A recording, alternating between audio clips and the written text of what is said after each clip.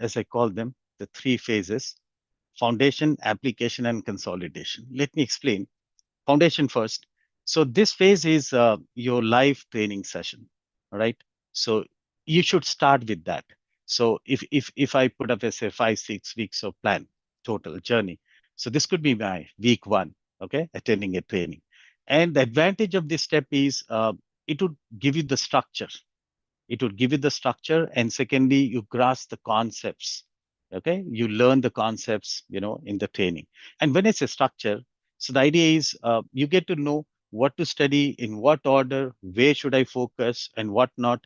So those people who start with self-study without getting into a formal training, then you might struggle. You don't know what to focus on, what not, what should be the right sequence and all, what materials to study. You might get frustrated and give up. I tell that from my experience. So that's why let foundation be the first step, which is through, for formal training program. Then once done, then you understand the structure, the core concepts you would understand. Then comes the application stage. Now, this is where the real learning is going to happen. So if you look at the length of this stage, if I have a plan of 5 to 6 weeks, then this could be like 3 weeks, week 2, 3, and 4 maybe. And if it is very aggressive for you, you could increase it by a week. And now what happens in this stage is here is where you deep dive into your study materials. You would have received the study materials. You deep dive. In the training you just heard, hear the trainer, understand the concepts. So when you go through the study material, that's how you retain the concepts. You may have understood from a training, but unless you go back and revise, you won't retain that. Okay, so you retain the concepts. And another focus for you in the application stage should be on how to apply the concepts rather than just to memorize. All right. So please get this right. PMP exam is not a memory exam. You'll have to understand the application. This is where, you know, um, upgrades, scenario-based learning that's available could be very helpful. So we got a lot of project scenarios, case studies, sample documents. So these would help you, understand how the PMP concepts would play out in the real world situations. So this is very, very critical because it's not just about the exam is all about interpreting the questions and not recalling definitions. They don't ask you that in the exam, right? And then come to the third phase, consolidation. Now, a lot of people would believe from the first two phases, the training and my application, I'm good. I have all the knowledge. Why don't I go ahead and write the exam? No, the third step, consolidation, I must say, this is the most misinterpreted phase. All right. So this is about your mock exams. Again, we got a huge bank of questions at Upgrade Knowledge, at more than 2,000 questions we have. So you need to practice them. All right. So you need to not just take the mock exams, but you analyze them also. Right. So find out, what are your weak areas. So you get a scorecard, right? So you get to know where you're doing better, where you are not so good. So you got to focus on these areas. Yeah. Okay. Yeah. So that's what we do here. So the idea here is, and those questions that you get incorrect, look at the explanations that's provided to find out you know what did you get wrong and why. That's where again a learning would happen. Some misconceptions that you have developed, you're gonna fix it here in this particular step. Very well. Then the third thing that I would suggest to add in your winning roadmap is create a SMART study plan. You must have heard of this SMART, right? Specific, measurable, achievable, relevant, time bound.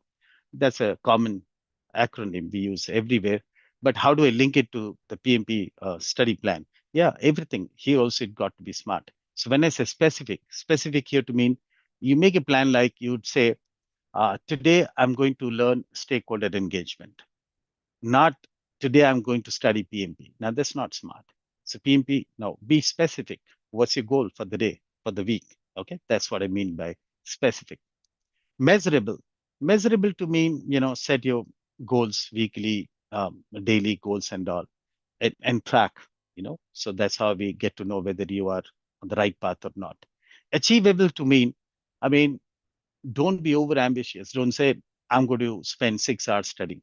I mean, maybe, while the fact is 2 hours is barely what you can manage. So be realistic when you're making your plan. So find out how much time can you devote beyond your work, your family life, right? So be realistic. Relevant to mean, do not study unnecessary stuff. If there are a lot of materials available out there in the market that can prepare you for the exam.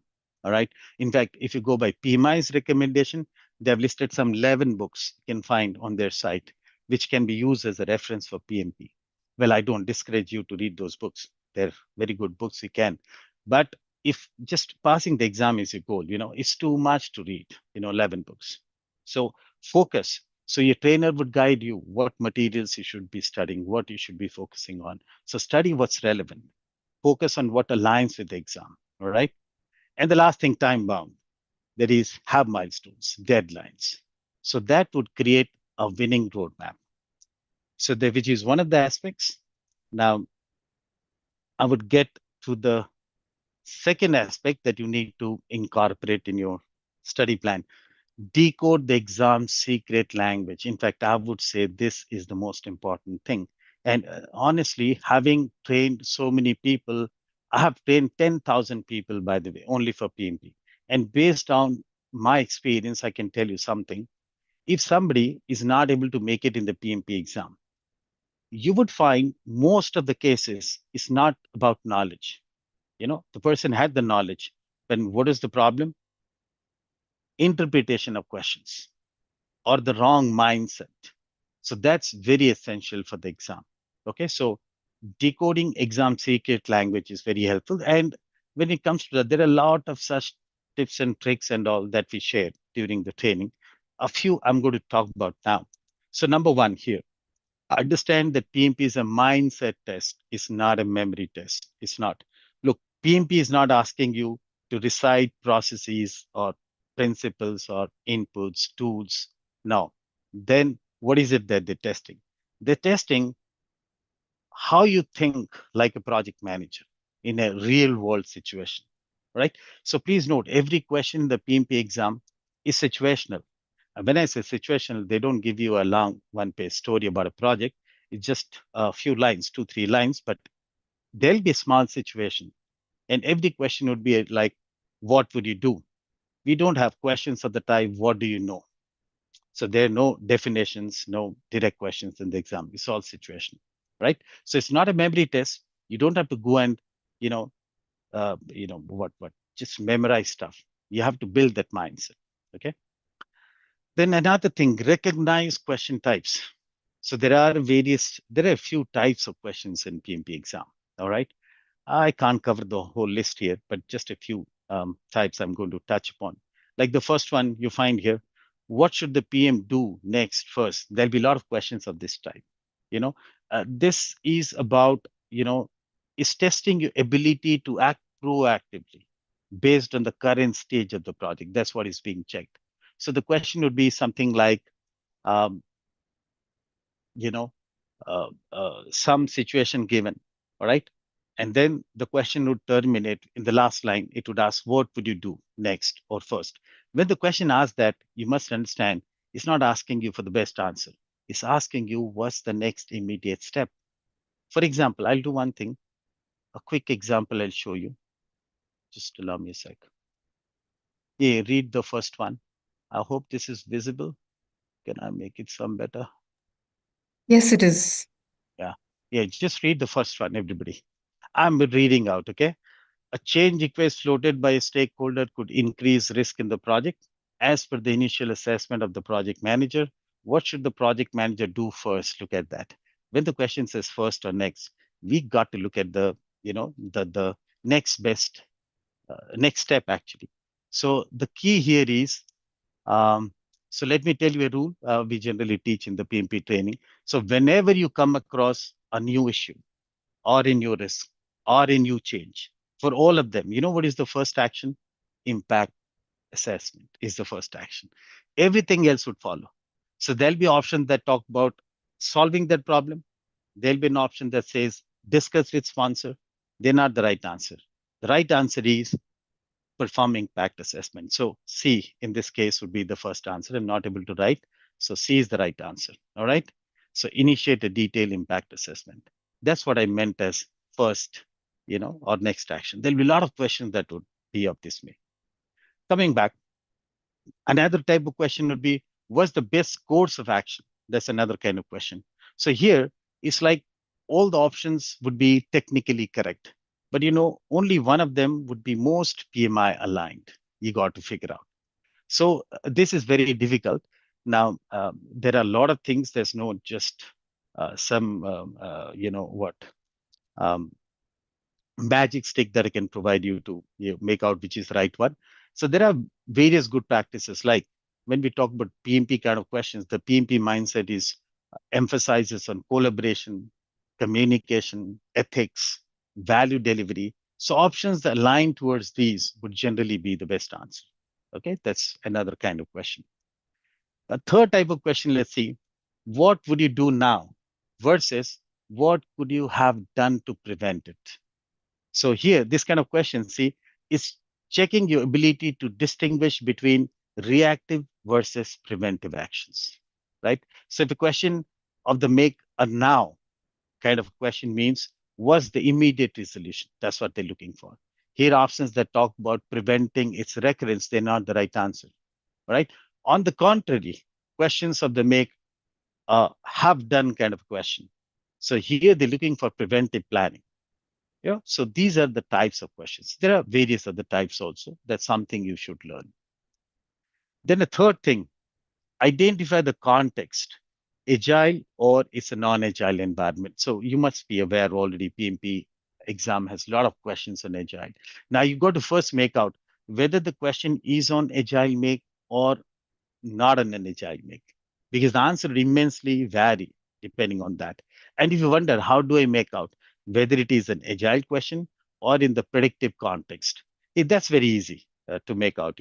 Look for words. If you see any of the agile terms, sprint, iteration, scrum master, servant leadership, any term of agile you've seen, then that's of agile make. And if you find no agile term has been used, that's of the predictive make. Once you've done that, so you're in the right path now. All right. Um, yeah. So it's the complete mindset would vary depending on agile or predictive, right? Because agile has various concepts that are not applicable in predictive. For example, servant leadership, team empowerment, continuous feedback, welcoming changes, close collaboration with customer and all. So these are certain aspects of agile which doesn't apply in a predictive kind of a environment. So you have to rightly make out. If you miss this context, then what you answer may be technically correct, but contextually is not. So you lose a mark for that. Maybe I'll just an example of this. Let's see if I have an example to show you. One moment. Yeah, check out the second question. Check out this one. I'm reading out. You have recently joined an organization that has recently adopted agile practices. The product owner is confused on how to have the team. No, that's not the right question that I was talking about right now. I'll build it, just hear out, ignore that. So the question would be like, the team is stuck because of lack of clarity on a piece of requirement, right? And then the question, terminates with, what should the project manager do now? Or what should the project manager advise? Okay, that's the question. Now look, the answer would much depend on agile and non-agile. For example, so if this question were in of agile make, let's say the question said an agile team, all right, I just add that. Now, there'll be one option which says refer the requirement document. That's one of the options. Okay, that is not the right answer. Why not? See, if the question were in predictive, look, the only change. Now, the same question, we move it to predictive. The right answer is refer the requirement document. But in agile context, why is it not the right answer? Because in agile, we don't create requirement document. Instead, we would have a product backlog. Those who know agile can appreciate that. So that product backlog replaces the requirements document, which we would typically have in a predictive kind of environment. So if you miss the context, you get to the wrong answer. That's what I meant as context. Master scenario decoding. Now, what does that mean? Okay, so yeah, this is very important. Understand, every PMP question is like a mini story. Okay, it's a small story. Your job is to unpack it strategically. You got to make out what exactly the question is asking. What is the pain point? So I must tell you, there'll be a lot of redundant information in the question statement. I choose to call them as garbage. So there'll be useful information and there'll be garbage. So you have to be careful what's useful and what is garbage. So you pick up only information that's required or relevant to answer that question.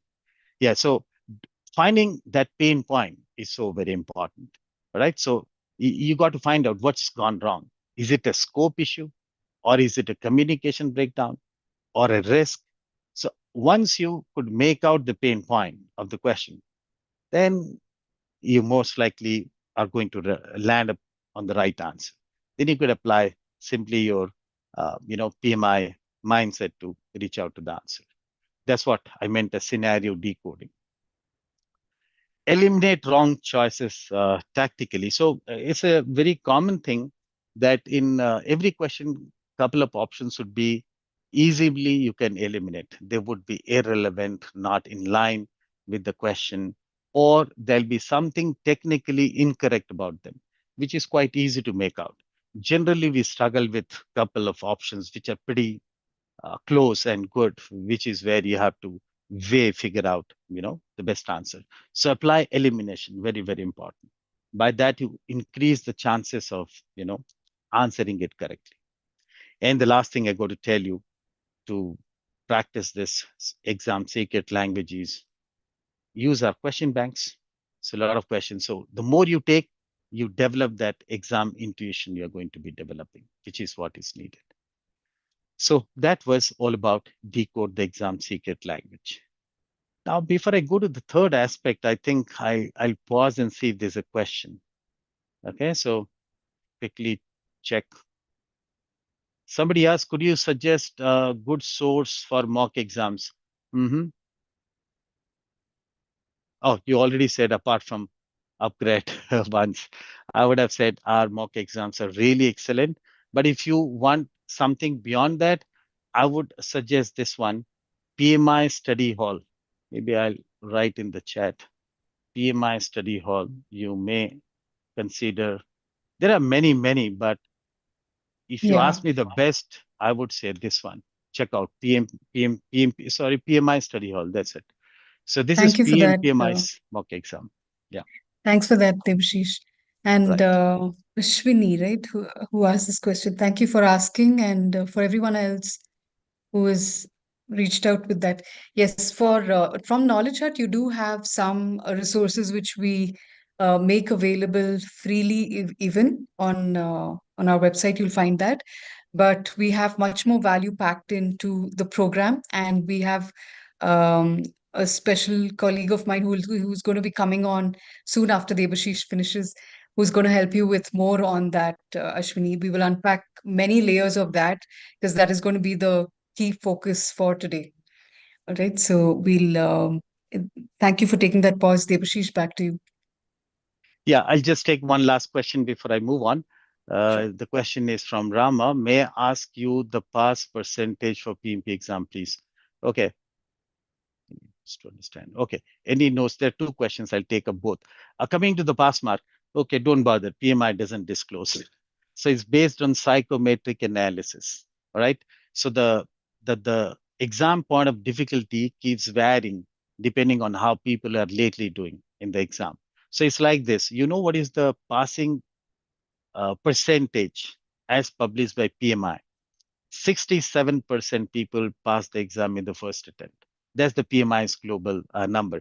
I would also take the opportunity to present ours. So what is the stats we have at Knowledge at Upgrad?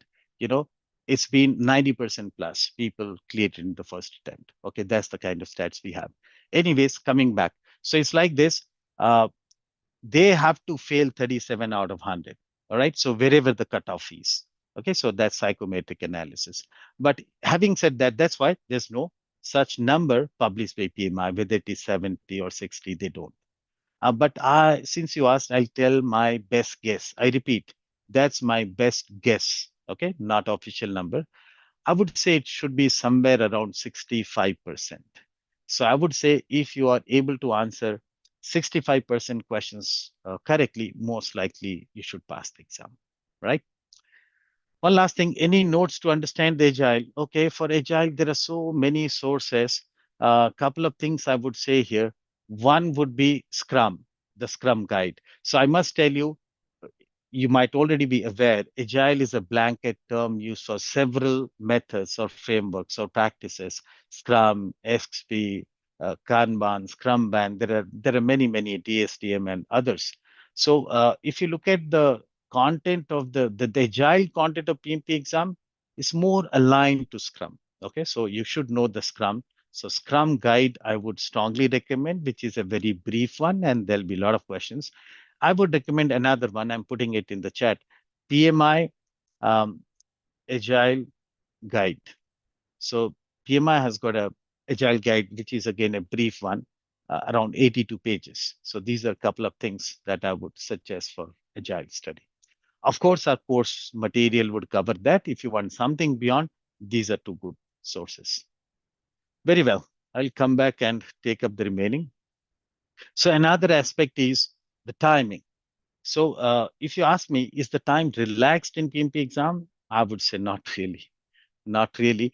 I have come across a lot of people who said I had to rush through the last few questions. Even some people who said I simply missed out 10, 15 questions, right? I seldom come across somebody who says, hey, I completed the exam 1 hour before the time or even 30 minutes before time. Seldom.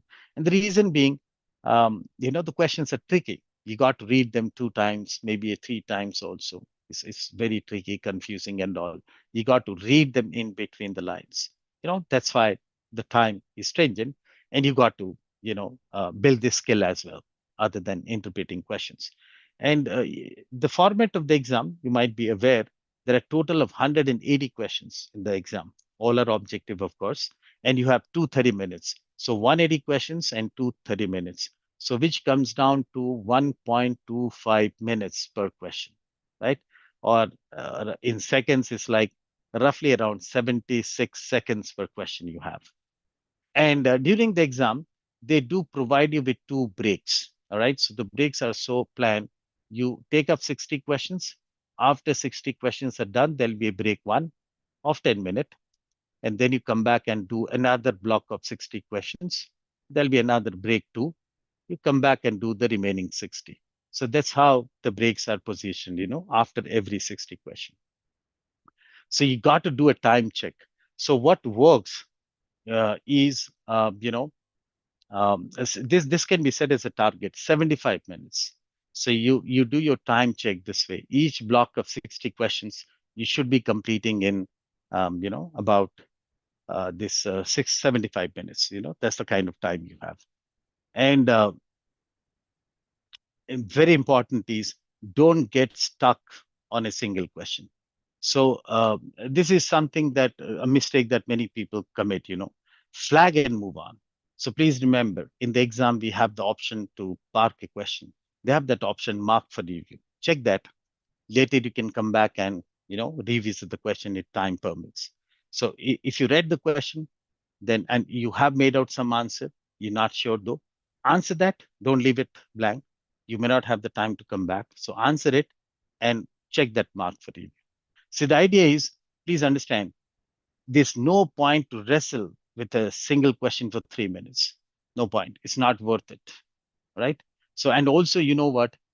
If you could make out the answer in a couple of minutes, most likely you won't, even if you spend 5 minutes on that, right? Just forget. So be clear. Our goal is not perfection. It's not. So what's our goal during the exam? Is completion, with clarity. This is what is our goal. So be clear on that. So some people I have seen they would do that. They will go slow initially in the first block of 60 and trying to be perfect. All right. And then you know what happens? You push behind schedule and then you develop stress. And that's the last thing we want. Under stress, you don't answer questions well. So the idea is accuracy improves when you keep your mental rhythm steady. So that's why this time check is very important. And what can really help in time check is, again, our simulators. Our simulators have a lot of purpose. You learn and all. Another one is time check. So before the exam week, you must take a couple of simulators, real way, as if it were the real exam, in one sitting to do your time check. So that's how, it's very difficult, I must tell you, sitting for 230 minutes. So you build that habit as well. All right. Well, so this is on the timing and scoring part. Well, then, now coming to another aspect that you should build in your study plan is blended learning or breakthrough results. When I say blended learning, you can blend all of these. Live classes, you will take up self-study. Of course, you would do after the live classes. That's like our foundation, first phase. This like the second phase application we saw. And then a third thing, mentorship. Use knowledge at, upgrade knowledge at provided mentorship check-ins and all. Okay, even that would be helpful. So how do they help? Let me quickly touch upon live classes. We spoke about it. It offers the structure. Live classes are beneficial this way. It provides the structure, what to study, what to focus on, what order shall we study, that structure is provided through live classes. All right. And second, accountability. Why do I say accountability? Look, when you attend live classes and you're punctual, you would show up consistently. And when you do that, not only that you learn the concepts, you build that habit for study also, right? So you become accountable. So also live interactions would help you stay engaged and motivated such that you are tomorrow back on time with an open mind again to learn. So live classes are very, very helpful for structure and accountability. Self-study, self-study, flexibility. I'm sure you understand these offer flexibility at your own time, convenience, space. You go back and study that. And we discussed that it helps in deeper retention. So in the live class, you may have understood the concepts, but unless you go come back and self-study, you won't retain it. All right. So this is the advantage that self-study is going to provide. And then coming to the mentorship, a mentor shortens your learning curve. That's how they help. Yeah. So they give you that personalized feedback, correct your blind spots that you cannot make out. While learning something is quite easy to build a misconception, right? It can, but you cannot make up. That's by default going to happen. Who could help? That's where mentorship check-ins could be helpful to provide that feedback. So that's the advantage of mentorship. And a mind shift, that's another very important one. Mentorship can help you shift or, that mindset towards the mindset that's required for the exam. I call that as PMI mindset. So blending this learning would be a good package for breakthrough results in the PMP exam. And lastly, if you got friends, colleagues who are also preparing for the exam same time as you, creating study groups, that's a great idea. I've seen some people doing that. Study groups, if you join, many benefits. One is it's like you decide today, I'm going to talk about this topic to others, and tomorrow someone else will do. So here there'll be accountability to speak about that particular topic. You will spend effort, seriously learn that. Okay, that's one, right? And confusion, people would ask you questions. Your concepts get clearer. That's one. And more than this, what is the benefit of study group is motivation. So even if you're getting demotivated, but fellow members are on, seeing them, you feel motivated. You would also let the ball rolling, right? So that's the advantage of blended learning.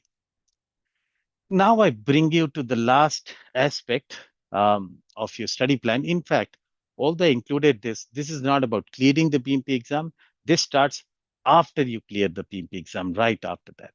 So please note, PMP is not, is a credibility magnet, right? So use it to reposition yourself, okay? And a couple of tips around that. So this is very, very important. So as I said, PMP is not a credential, just a credential. It's a career accelerator, I would say. Okay, I've seen that with 10,000 people. So with PMP, you grow, you take on higher responsibilities as, on the way. So a couple of things you could do to reposition yourself. You update your, resume to add PMP certified, must do that. Okay, so that's one thing that's quite obvious you would do. And highlight PMP aligned achievements in your CV. Talk about PMP aligned achievements and all. Okay, so it's like, making a statement, led agile project, delivering 15% cost saving. So this is like, uh, you know, you are kind of speaking the recruiter's language. That's what, they look for, the outcome that's coming out. So your CV should be updated accordingly. Another one, LinkedIn. Okay, so go update your headline in LinkedIn, to add PMP certified or add PMP against your name on LinkedIn. And another thing is post your journey. See, the idea, I would say, don't underestimate the power of posting your PMP journey. You must publicize that. Okay, so share your success story, your journey, how did you prepare and all. Add your digital badge, PMP badge that you would get as evidence, you must add it. Thank the mentors, trainers, whoever helped you during the journey. So if you do that, that would, kind of, increase your visibility and start engaging. So three things: add PMP, post your journey, and start engaging. When I say start engaging, comment on project management related posts, share your viewpoints, join groups. There are a lot of groups, PMI groups, project PMP related groups and all. Join, in, get into discussions and all. So the engagement, the more you engage, that brings visibility. So people notice, and then opportunities would flow, right? So that's on LinkedIn. And lastly, your interviews, how could it help in interviews? So this is something I'll tell you. One is the PMI language itself. So what is the world's project management language? That's PMP, right? So when you sit in an interview, when the questions are asked, so what's that, dictionary? That's PMP, PMBOK. So after your journey, you'd be very comfortable. So you can, in your responses, you can use PMI terminologies, jargons, terms, and all. Okay, so that would kind of reflect that project management, you are experienced. And last thing, in your interviews, have you come across this STAR? It's a storytelling technique for interviews, STAR. So practice that. So if you haven't come across STAR, very quickly, in STAR, S stands for situation. Situation to mean what is the context, right? Then T is task. Task to mean what goal, challenge, were you facing, you had to address on, what was on your hand. And then A is action. Action is where you say what you did to address that challenge. And the last one, R stands for result. Result is what is the outcome, right? So when you're posed a question, use this storytelling technique STAR to answer it. Meaning, I'll give an example. What I mean by STAR is like, let's say the recruiter asks, tell me about a time you led a complex project. That's a question. And you go on, it was 2.5 years ago when I managed a complex project. The customer was difficult. The requirements are constantly changing. The team was not, motivated. So you go on if you give such answers. So what could be a STAR answer to this? Okay, I'll give you an example of STAR answer to the same question. So first thing is situation. So I would say the situation something like, we were tasked with launching a digital payments platform in a highly regulated environment. Okay, that was the situation. Then you get to the task. What is your goal objective? So the task was, I needed to manage cross-functional teams, meet compliance requirements, and deliver on time. So that was the task at hand. Then get to A. A is what action did you take? What did you do? Right? So possible answer to that, I would say, I used hybrid project management approach for the delivery of the project. So for the compliance legal part, we use predictive, where the timelines and scope were pretty much predefined. And for the development, rest of it, we use Agile. And I engage key stakeholders early through regular demos. We used a RAID log to, manage risk and highlight dependencies. So that's like A. So this is how, you actioned it. What action did you take? And the last one, R. And the result was we launched the project successfully within 5 months, achieved a 98% adoption. All right. Yeah. And passed all audits with zero findings. That was the result. So that's like a star answer. All right. So this is all I had for you. So the 5 steps or aspects that you need to incorporate in your PMP study plan. Once again, those 5 steps or aspects were design your winning roadmap. Okay. Then learn to decode the exam secret language. We talked about the ways to do that. 3, manage your time. Okay. So learn keeping on time in the exam. 4, blend various types of learning for the best, results. And the last thing, how do you supercharge your career after getting certified? So that would be all from my side. I'll be very happy to take any questions you might have.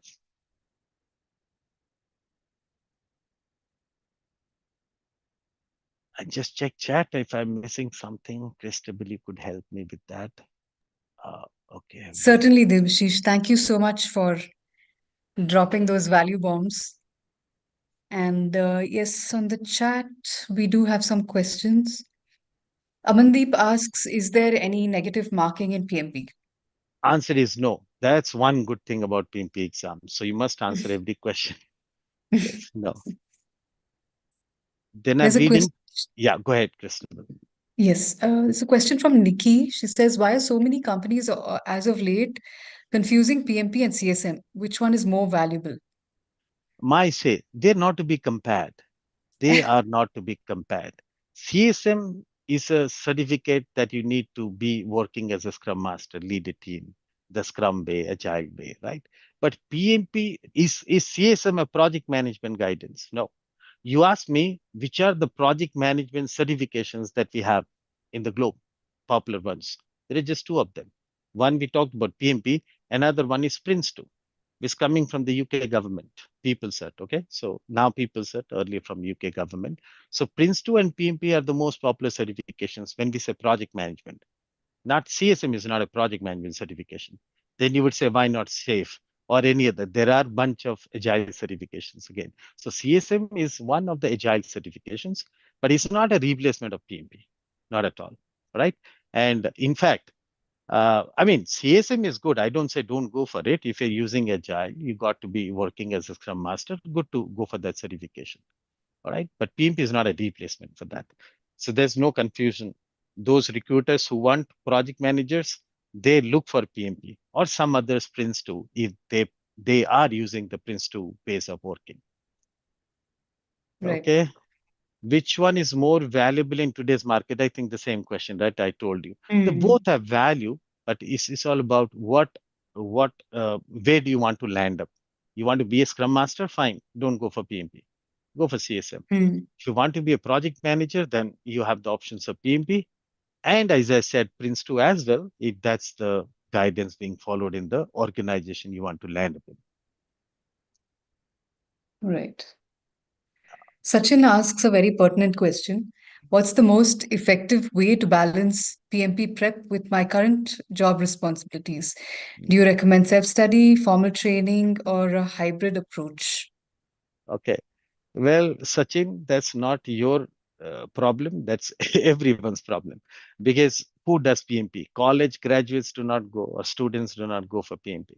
PMP is prerequisite, is project management experience 3 years. So those going for PMP certification are all employed. They have work to do, office. So that's why, what is recommended is you have to make a discipline and work. That's what I was telling you, you make a plan accordingly. You know how much of time, maybe I didn't touch upon this point. If you want to know in number of hours that generally people spend, to write the PMP exam, I would say 100 to 150 hours of study. 100 to 150 is what works for most people. I give a range because it depends on your current level of knowledge. For some people, 100 would suffice. Some may need as much as 150. So now you do your calculation that way. Say, I'm working, I know, but I'm going to sacrifice on other stuff and I'm going to devote 2 hours every day. I make a plan. Every day, 2 hours I'm going to spend, a bit more during weekends, maybe. So you need around 6 weeks to invest this amount of effort. You'd be done in 6 weeks, 5 weeks, or maybe 7, 8 weeks at the most. So this is what I would say. Make a discipline. And what doesn't work, you say, okay, today is the day to study PMP. You study today, and next time you sit is 1 month after. You forget everything you learned. That would not work. So what works is a discipline. So prepare your roadmap accordingly. 2 hours every day, I would put it. All right. So that's one part of your question. The second part, you blend what kind of live class you must attempt. In fact, self study is fine, but only after a live class. Just you start with self study, you would struggle. Now, who would tell you the exam type of questions? Who would tell you the tricks and all? I train 10,000 people, so I know the ins and out. I mean, me as representing any good PMP trainer is all right. That's what I mean. So live class is very much required. So you have to undergo the live class, and thereafter you do the self study. So that's my recommendation to you, Sachin. Hope I answered your question. I think there's a part two to his question as well, where he talks about 14 years of experience in SaaS and EdTech. And should he consider certifications like CAPM, CSM, or Prince2? I think you touched on this already. Sure, sure. First of all, CAPM I would reject because Mm, CAPM is meant for CAPM, by the way, for others' benefit. This certification comes from PMI again. It stands for Certified Associate in Project Management. So, in simple language, CAPM is a junior level certification.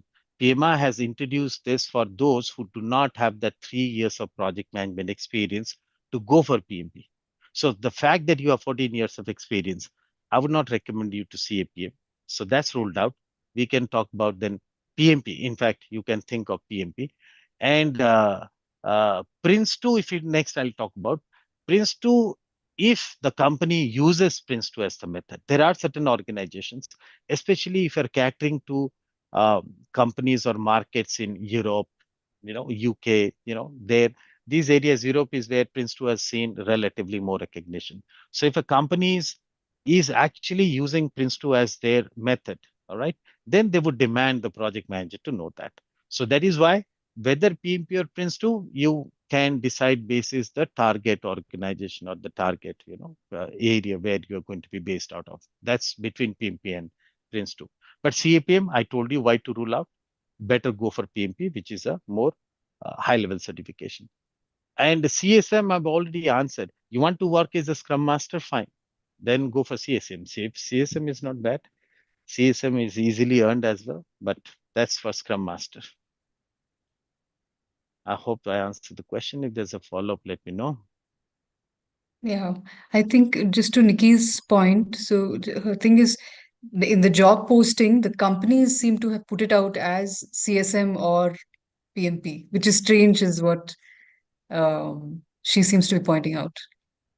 Ah, some people actually do that. I have also seen, Hmm. some people, there is a bit of overlap there, whether a Scrum Master or project manager. Okay, Hmm. companies use these two roles interchangeably. They do Interchangeable. some cases. That's why they want somebody who has learned something, either CSM or PMP would do.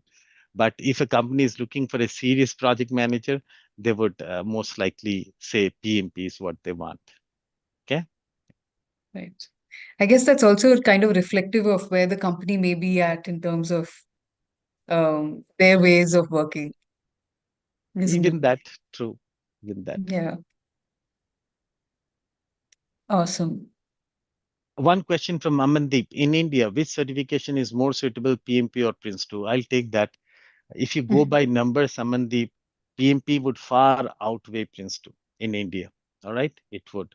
And by the way, I'm a Prince2 trainer also. I've been dozens of organizations training Prince2. There are some companies, even in India, who follow Prince2, and hence they want their people to be Prince2 certified. But Again, I'm repeating the answer. PMP is the answer to your question, Namadip. PMP is more recognized, quite more popular in organizations as compared to Prince2 in India. The next question I'll take from Deva Darshan. Can a candidate with discontinued bachelor's degree with 15 years total experience with 4.7 in project? Okay, yeah. So if it was a discontinued degree, then I would not consider that as a degree. So kind of you didn't do the degree, if I get your question correctly. You didn't complete it. If you complete it, there's no problem. You have your bachelor's. But if you Are you seeing my discontinued screen? also, yeah. So even if you discontinued, please Black note, box, I think. yeah, some black box. It's okay. We don't need that now.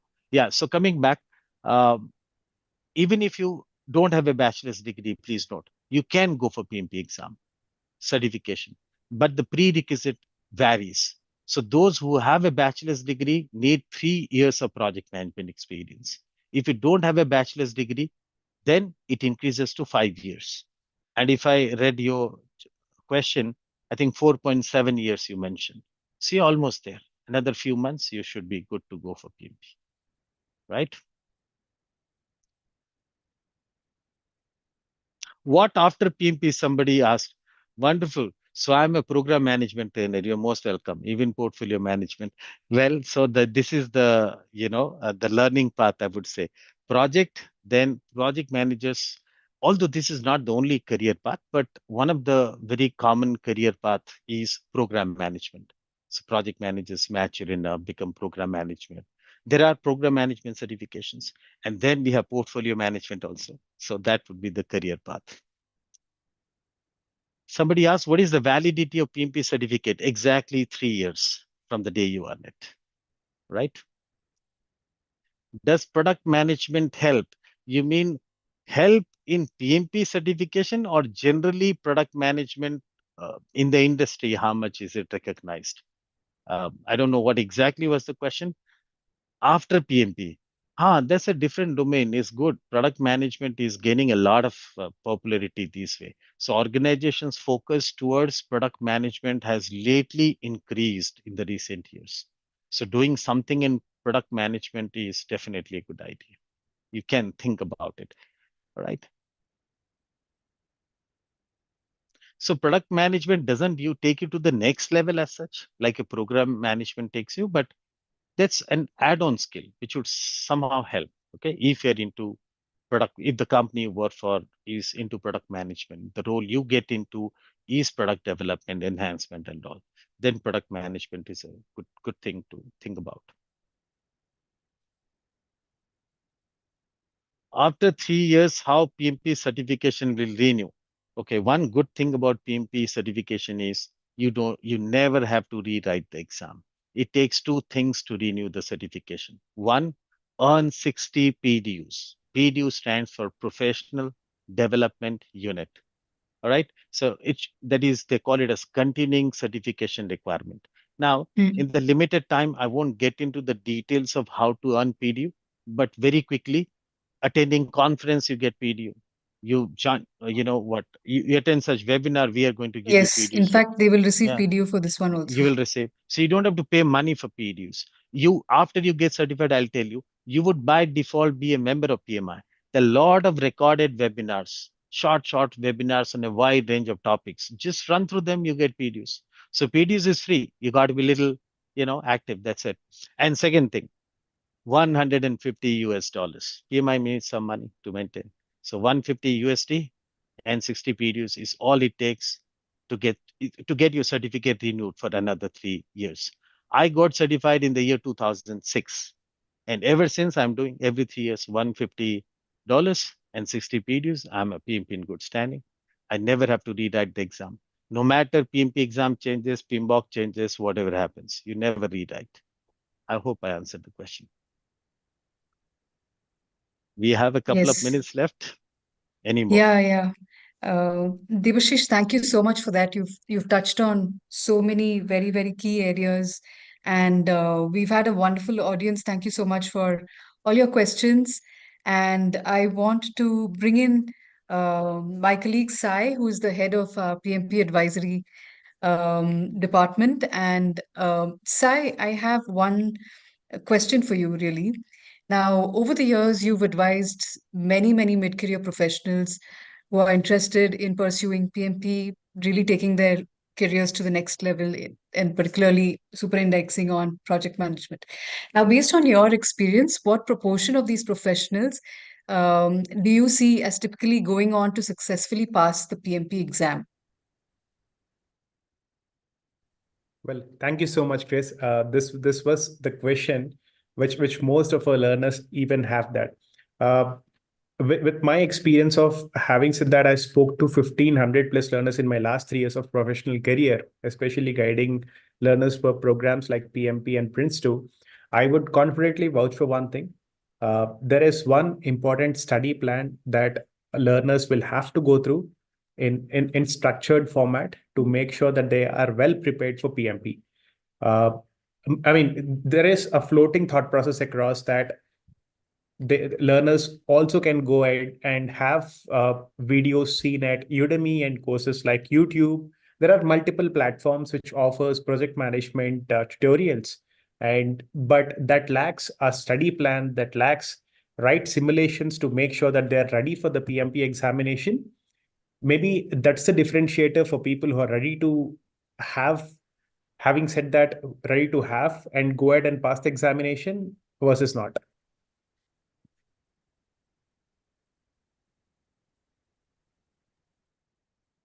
Right. Thank you for that, Sai. And yes, just to get into, a couple of things that Debashish also shared, which is about really decoding the PMP exam secret language. And yeah, the context, the meaning that one takes out of these questions without having the requisite context of agile versus predictive. And she's really demonstrated to us how very innocently one can try to read off that and land with the wrong answer just because you don't have the correct thing, correct context set to that.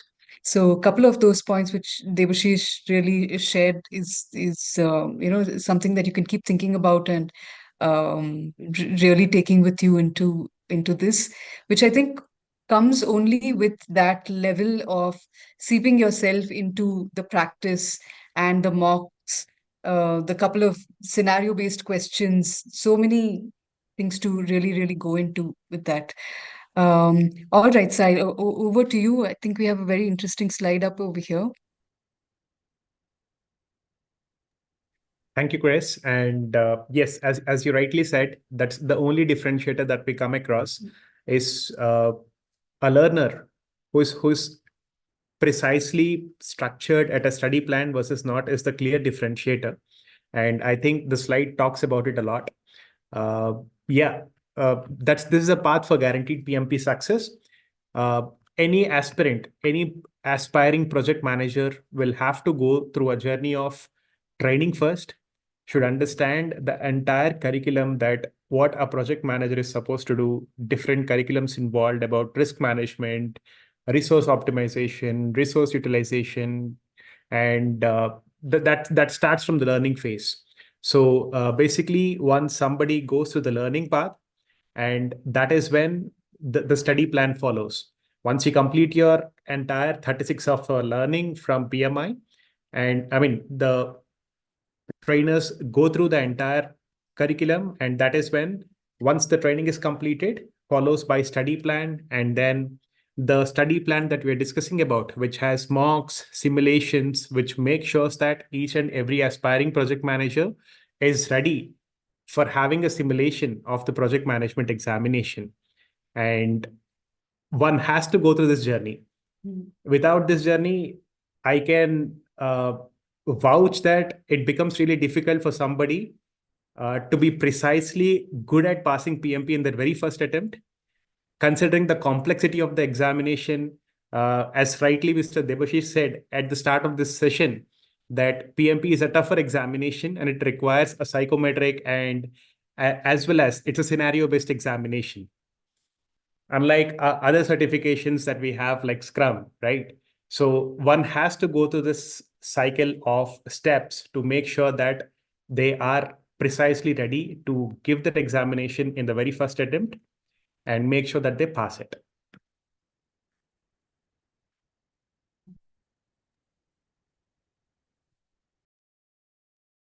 Yes.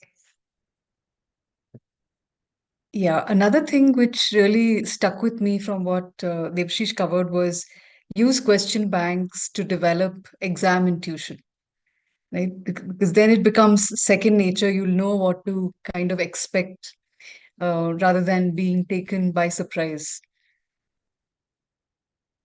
Yes, Sai, you can also take us through these various kinds of supports. Yes, Grace.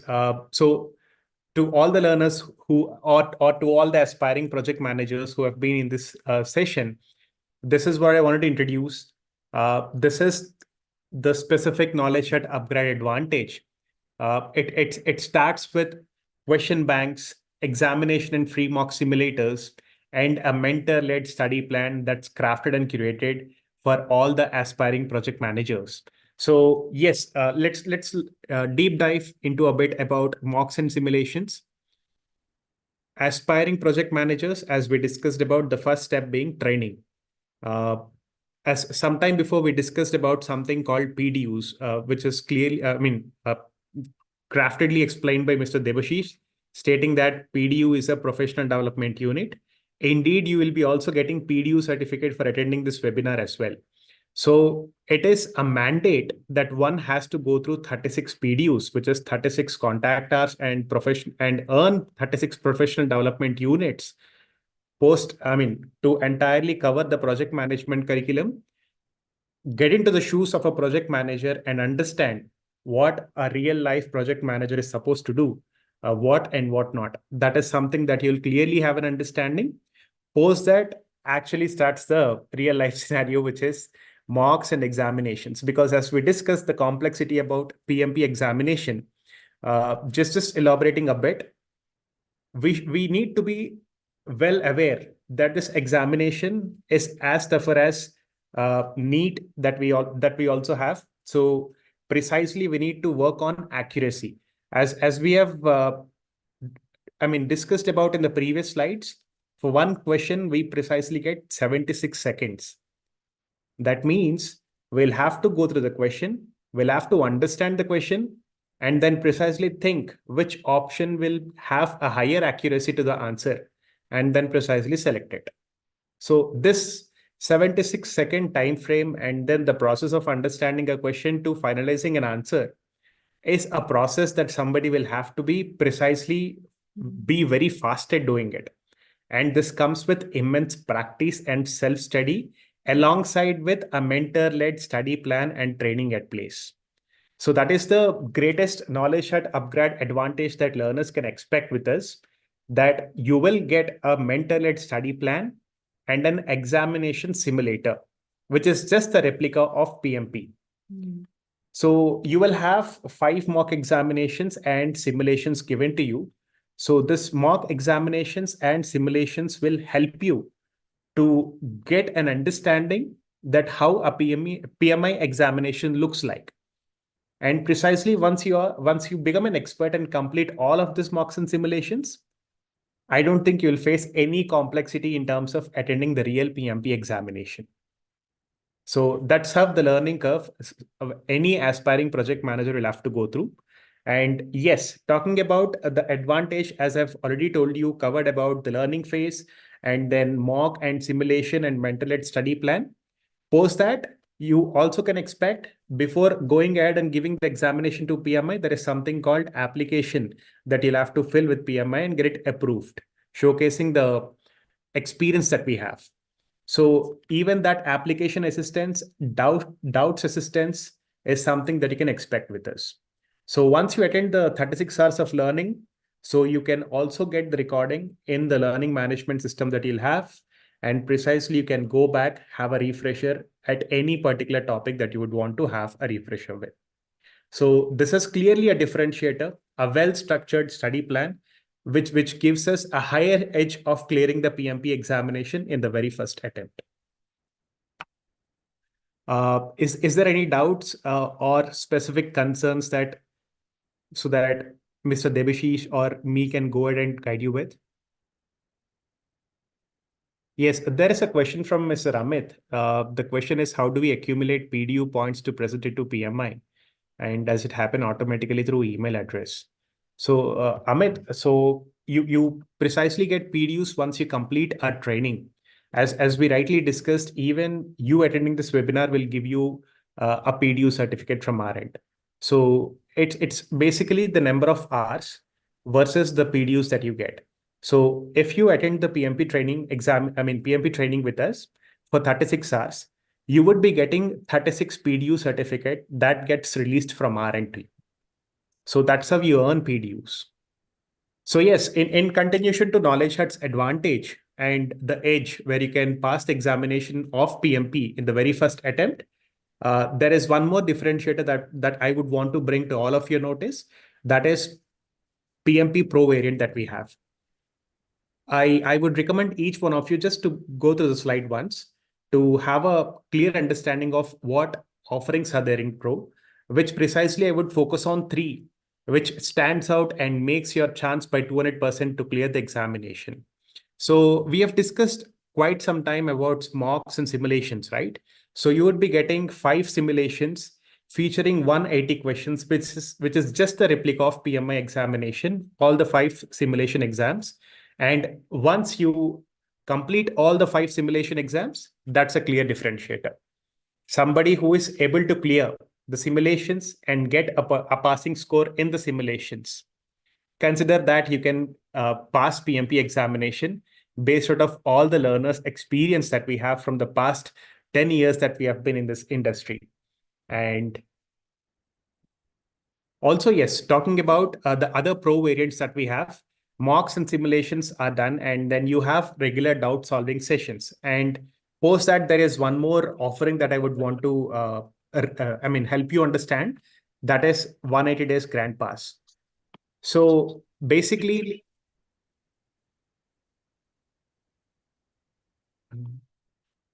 yeah. So this 180 days Grand Pass is a clear win differentiator, because let's say I've attended a PMP training this month, and for whatsoever reason, I've planned to give my examination the next upcoming 6 months or 7 months or 8 months. In that case, there is some time gap that's there. And it takes quite some time for us to again go back and brush up those topics. In that case, as a professional, being in this fast-paced world, we always need some refresher for us to go ahead and make sure that we are on the right path. So this 180 Grand Pass provides you a clear differentiator for us to avail multiple trainings with us. Let's say you can attend 3 trainings in 180 days with this availing of 180 days Grand Pass with us. This makes sure that you are precisely good at what you do in terms of getting trained. I hope this is very clear for all the participants who are there here. And Pro variant of PMP is a clear